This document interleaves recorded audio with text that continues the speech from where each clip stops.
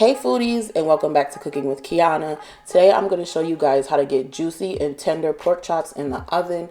This is a super simple recipe, takes you less than 40 minutes. If you guys are interested in this recipe, keep on watching. Don't forget to like, comment, and subscribe and hit that notification bell. That way you can become a part of the foodie family so you don't miss a new recipe. Alright, so let's get started. So here are the seasonings that I'm going to be using for this recipe.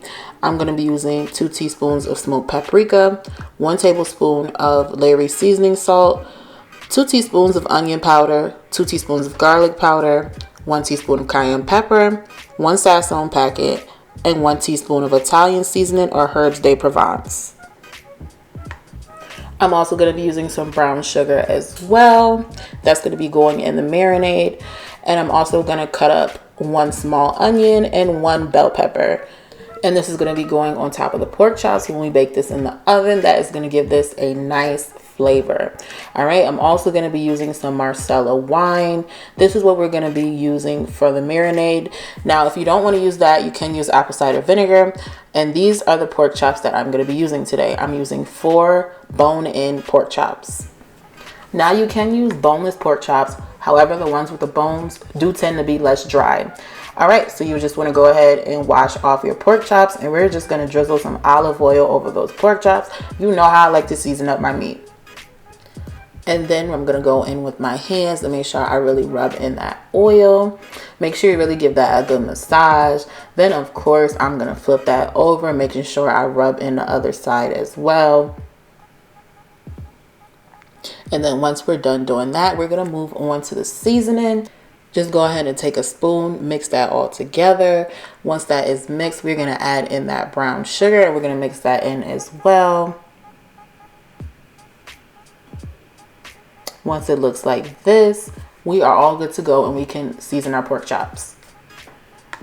So you already know I'm going to be adding all of the seasoning. However, if you like your food a little bit more on the bland side, don't add all of it. Just add half and save the rest for later. So of course, as you know, I'm going to season one side, then I'm going to flip that over and I'm going to do the same exact thing to the other side. And if you guys are looking for another pork chop recipe, click the link above where I show you guys how to make stuffed fried pork chops. That was super delicious. Anyways, after we're done adding in our seasoning, you just want to go in with your hands, rub that all together. You also want to make sure you turn it over on the side and just really get those sides as well with fat cap is. You want to make sure you get seasoning all throughout. Alright, so now that we're done seasoning up our pork chops, it is time to do the marinade. So what I'm going to do is I'm going to add all my pork chops to a Ziploc bag.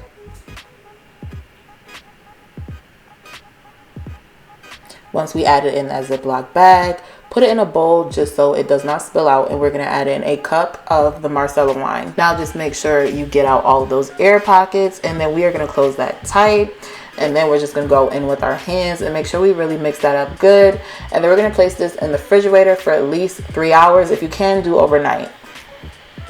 Alright, so now it's time to start baking. So go ahead and get your baking dish. I'm just going to go ahead and rub this down with some oil. Now if you have the spray can, you can use that instead.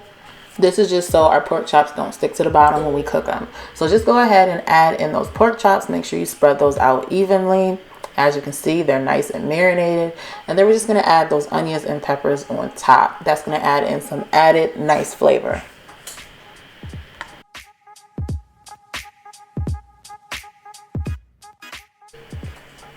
Alright, so now I'm going to go ahead and pop these in the oven on 400 for 25 minutes. Alright, we're going to cook these on a high heat for a shorter amount of time to avoid dry pork chops. Okay, so after about 25 minutes, I'm going to go ahead and baste it with that juice that has formed in the bottom.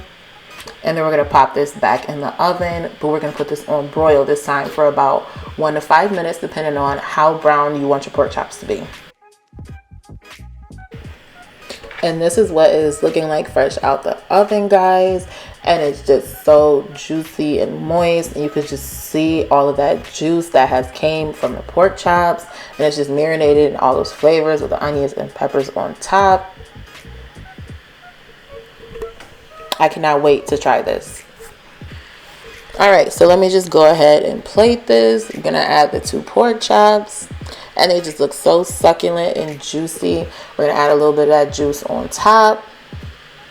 And then I'm just gonna add some of the sides that I made for dinner, since this is a quick, easy recipe. I did make fake mashed potatoes to go with it. Obviously, I know the foodie family does not want a recipe on that. That is common sense. Now, however, if you did enjoy this recipe, go ahead and leave me a comment below. If you don't have anything to say, just leave me the fire emoji below. This will help me out a ton, just to help YouTube get used to the algorithm. That way everybody can start seeing more of my videos. All right, so let me go ahead and cut into this just so you guys can see how juicy that pork chop is. As you can see, that knife slides right through. And as you can see, that pork chop is well done and it's still juicy. I hope you guys enjoyed this recipe. Thanks for watching, and I'll see you guys in the next video.